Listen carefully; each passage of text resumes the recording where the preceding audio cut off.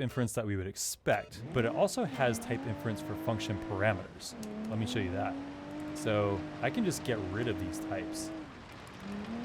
And, oh, I do need to, since I got rid of the types, I do need to add the qualifier here for location, since we're not putting the class field names into the local scope of the drive function anymore. Other than that, it works the same as it did before. So what is going on here? Are these dynamic types? And the answer is no, they are not. This is still statically typed. What's going on here is at compile time, the compiler is looking at how we're using these parameters in the function body, and it's inferring a required interface that everything that this function is called with must implement. So it's still statically typed. Because we're referencing car.location, it is at compile time going to ensure that everywhere the drive function is called, the thing that's being passed in as the first argument has a field called location. And it also ensures that distance is a type that is compatible with the plus equals operator, where the left side of the operator is the location field. In my opinion, this is one of the coolest features of Lobster. If you look at this in isolation, it's as concise as the same thing would be in Python, but it's actually statically typed. And if you make mistakes in the way that you call the drive function,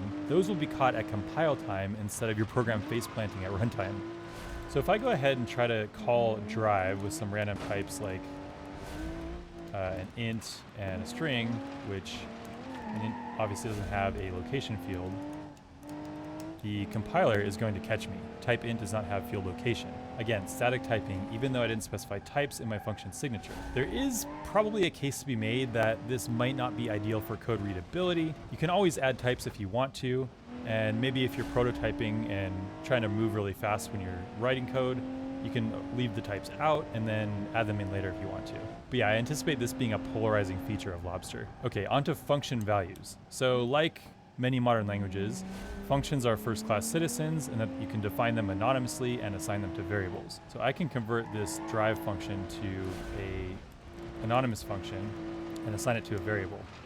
So I can do let drive equals function car distance,